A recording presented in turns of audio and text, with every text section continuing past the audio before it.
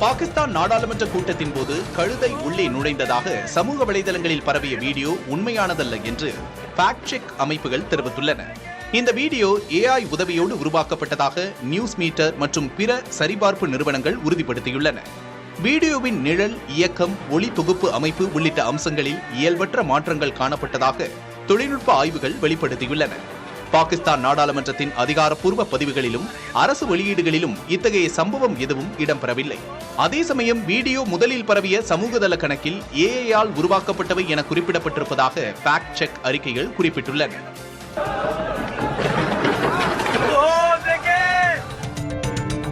பதினெட்டு வயது நிரம்பியவர்கள் சுய விருப்பத்தின் பேரில் ராணுவத்தில் சேரும் திட்டம் தொடர்பான மசோதாவுக்கு ஜெர்மன் நாடாளுமன்றம் ஒப்புதல் கொடுத்துள்ளது. யுக்ரைன் மீதான ரஷ்யாவின் தொடர் தாக்குதல் காரணமாக ராணுவத்தை பலப்படுத்த ஜெர்மன் முடிவு செய்துள்ளது. இதன் முக்கிய அம்சமாக கொண்டுவரப்பட்டுள்ள மசோதா சட்டமாக்கப்பட்டவுடன் 18 வயது நிறைந்த ஆண், பெண் அனைத்து இளைஞர்களுக்கும் ராணுவ சேவைக்கான விருப்பத்தை அறிந்து கொள்ளும் நோக்கில் சேவை பத்திரம் அனுப்பப்படும் என அந்நாட்டு அரசு தெரிவித்துள்ளது. அவர்களுக்கு 6 மாதத்திற்கு பிறகு அதிக ஊதியம், சிறந்த பயிற்சி ஆகியவை வழங்கப்படும் என ஜெர்மனி கூறியுள்ளது. சிங்கப்பூரில் பள்ளிகளில் செல்போன், ஸ்மார்ட் வாட்ச் பயன்படுத்த தடை விதிக்கப்பட்டுள்ளது. நவீன உலகின் கவர்ச்சிகரமான மின் உபகரணங்களில் இருந்து பள்ளி குழந்தைகளை காப்பது பெரும் பாடாகிவிட்டது. இந்த நிலையில்தான் 16 வயதுக்குட்பட்டோர் சமூக வலைதளங்களை பார்வையிடக்கூடாது என ஆஸ்திரேலிய அரசு அண்மையில் உத்தரவிட்டது. டென்மார்க், நார்வே, மலேசியா ஆகிய நாடுகளும் இத்தகைய கட்டுப்பாட்டை கையில் எடுத்தன. இந்த நிலையில் மாணவர்களின் கற்றல் திறனை அதிகரிக்கும் நோக்கில் பள்ளிகளில் செல்போன், ஸ்மார்ட் வாட்ச் பயன்படுத்த சிங்கப்பூர் அரசு தடை விதித்துள்ளது. கனடாவைச் சேர்ந்த புகழ்பெற்ற கட்டடக்கலை வல்லுநரான பிராங்க் கெரி காலமானார். ஸ்பெயின் பில்பாவில் உள்ள குகன்கெய்ம் அருங்காட்சியகம், வால்ட் டிஸ்னியின் இசை அரங்கம் மற்றும் பெர்லினில் உள்ள DZ வங்கி கட்டடம் உள்ளிட்டவை இவரின் முக்கிய படைப்புகள். மேலும் கட்டடக்கலையின் மிக உயரிய விருதான பிரிட்ஸ்கர் விருது, கூப்பர் ஹெவிட் தேசிய வடிவமைப்பு விருது உள்ளிட்ட பல்வேறு விருதுகளை பெற்றுள்ளார். சுவாச பிரச்சனையால் அவதிப்பட்டு வந்த நிலையில் தனது 96ஆம் வயதில் காலமானார். பணி முடிந்து வீட்டுக்கு செல்லும் ஊழியர்களை மொபைல் போனில் அழைத்து வேலை வாங்கினால் அதனை துண்டிக்க உரிமையளிக்கும் தனிநபர் மசோதாவை தேசியவாத காங்கிரஸ் MP சுப்ரியா சுலே தாக்கல் செய்துள்ளார். கணினி தகவல் தொழில்நுட்ப நிறுவனங்கள் உள்ளிட்ட தனியார் நிறுவனங்களில் பணி முடிந்து ஊழியர்கள் சென்ற போதிலும் வீட்டிலிருந்து கூடுதலாக பணியாற்றும்படி அழைப்பு விடுக்கப்படுகிறது. ஆனால் இதுபோன்று அலுவலகத்திலிருந்து வரும் மின்னஞ்சல்கள், மொபைல் அழைப்புகளை துண்டிக்க ஊழியர்களுக்கு உரிமையளிக்கும் தனிநபர் மசோதாவை தேசியவாத காங்கிரஸ் MP சுப்ரியா சுலே மக்களவையில் தாக்கல் செய்துள்ளார். தனிநபர் மசோதாவானது பெரும்பான்மை ஆதரவு இருந்தால் மட்டுமே நிறைவேறும். நியூசிலாந்து அணியுடனான முதல் டெஸ்ட் கிரிக்கெட் போட்டியில் போராட்டம் மிகுந்த ஆட்டத்தால் வெஸ்ட் இண்டீஸ் அணி சமன் செய்தது. கிரைஸ்ட் சர்ச் நகரில் நடைபெற்ற போட்டியில் நியூசிலாந்து அணி 231 ரன்களும், வெஸ்ட் இண்டீஸ் அணி 167 ரன்களும் எடுத்தன. நியூசிலாந்து அணி இரண்டாவது இன்னிங்ஸில் 8 விக்கெட் இழப்பிற்கு 466 ரன்களை எடுத்தது. வெஸ்ட் இண்டீஸ் அணி இரண்டாவது இன்னிங்ஸில் 277 ரன்களுக்குள் 6 விக்கெட்டுகளை இழந்தது. ஜஸ்டின் கிரீவ், கெமர் ரோச் ஆகியோர் சிறப்பான ஆட்டத்தை வெளிப்படுத்தி அணியை காப்பாற்றினர். கிரீவ்ஸ் இரட்டை சதமடிக்க, ரோச் அரை சதமடித்தார். வெஸ்ட் இண்டீஸ் அணி 457 ரன்கள் எடுத்திருந்த போது போட்டி முடிவுக்கு வந்தது.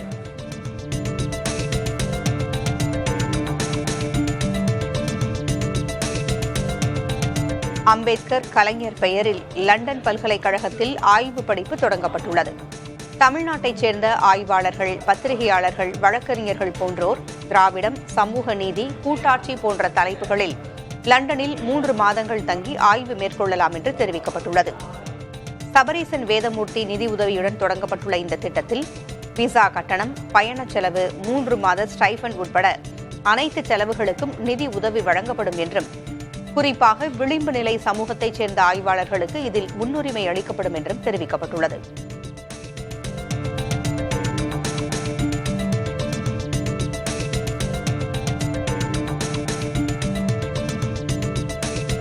நீலகிரியின் முதல் செயற்கை நுண்ணறிவு ஆய்வகம் திறக்கப்பட்டுள்ளது.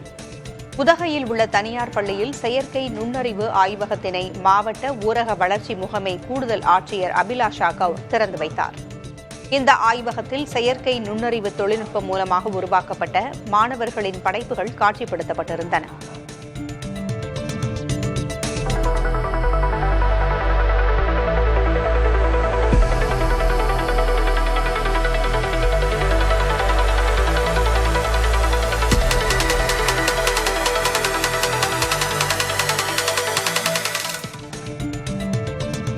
சிவகங்கை அருகே கிராமத்தை காலி செய்த பின்பும் 28 ஆண்டுகளாக திருவிழாவிற்கு மட்டும் மக்கள் ஒன்று கூடுகின்றனர். மானாமதுரை அருகே உள்ள குமிழன்தாவு கிராமத்தில்தான் இந்நிகழ்வு நடைபெறுகிறது.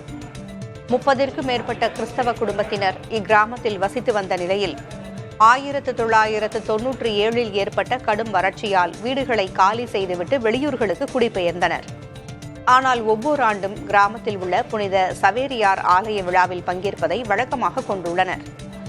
அந்த வகையில் இந்த ஆண்டு புனித சவேரியார் ஆலயம் புதுப்பிக்கப்பட்டு ஆலய அர்ச்சிப்பு விழா நடந்தது. இதில் குமிழியன்தாவு கிராமத்தில் 28 ஆண்டுகளுக்கு முன்பு வசித்த மக்கள் ஒன்றாக இணைந்து பங்கேற்றனர்.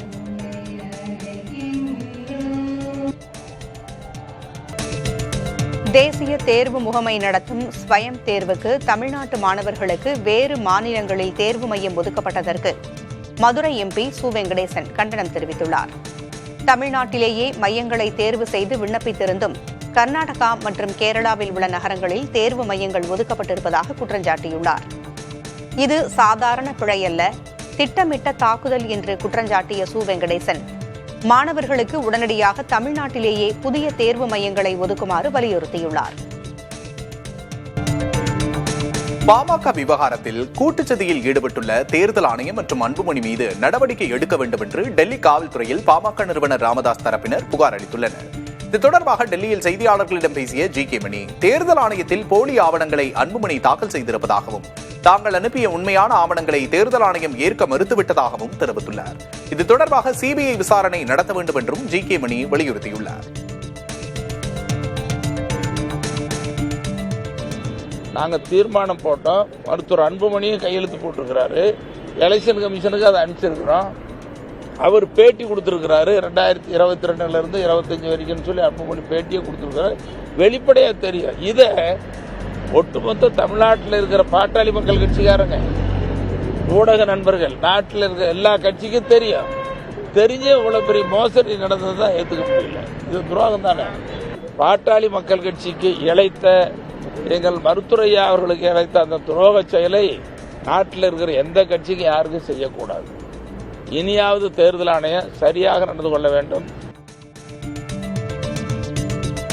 பாமகவை கைப்பற்ற ஜி.கே. மணி பல்வேறு காரியங்களை செய்து வருவதாக அன்புமணி ஆதரவாளர் கே. பாலு குற்றம் சாட்டியுள்ளார். சென்னையில் செய்தியாளர்களிடம் பேசிய அவர், அன்புமணி தொடர்பான புகாரில் எழுந்திருப்பது என்னென்னவென்று தெரியாமலேயே ராமதாசிடம் கையெழுத்து பெற்றுள்ளதாக குற்றச்சாட்டை முன்வைத்தார்.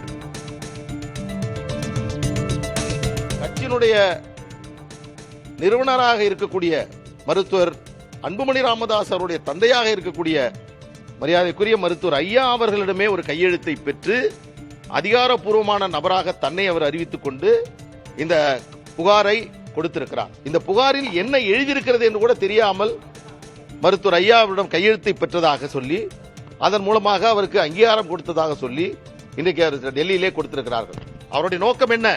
கட்சியினுடைய பல தொண்டர்கள் சொன்னார்கள். இன்றைக்கு நான் சொல்லுகிறேன், இந்த கட்சியை உடைக்க வேண்டும் என்ற நீண்ட நாள் திட்டத்தை நிறைவேற்றிக் கொண்டிருக்கிறார் ஜி.கே. மணி அவர்கள்.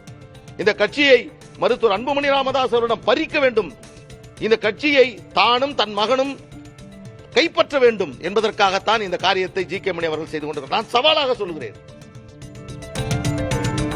அனைத்து விவசாய சங்கங்களின் ஒருங்கிணைப்பு குழு தலைவர் PR பாண்டியனுக்கு 13 ஆண்டுகள் சிறை தண்டனை விதித்து திருவாரூர் நீதிமன்றம் உத்தரவிட்டுள்ளது. திருவாரூர் மாவட்டம் விக்கிரபாண்டியம் பகுதியில் கடந்த 2015இல் ONGC நிறுவனத்திற்கு எதிராக போராடிய போது பொதுச் சொத்தை சேதப்படுத்தியதாக PR பாண்டியன் உட்பட 22 பேர் மீது 5 பிரிவுகளின் கீழ் காவல்துறையினர் வழக்கு பதிவு செய்தனர். இது தொடர்பான வழக்கு திருவாரூர் நீதிமன்றத்தில் நடைபெற்று வந்த நிலையில் PR பாண்டியனுக்கு 13 ஆண்டுகள் 5 மாத சிறை தண்டனையும் 13,000 ரூபாய் அபராதமும் விதித்து நீதிபதி சரத்ராஜ் தீர்ப்பளித்தார். மேலும் சம்பவம் நடக்கும்போது விக்கிரபாண்டியம் ஊராட்சி மன்ற தலைவராக இருந்த செல்வராஜுக்கு 13 ஆண்டுகள் 3 மாதம் சிறை தண்டனையும் 13,000 ரூபாய் அபராதமும் விதித்த நீதிபதி வழக்கில் சம்பந்தப்பட்ட இருவர் இறந்துவிட்ட நிலையில் மீதமுள்ள 18 பேரை விடுவித்து உத்தரவிட்டார்.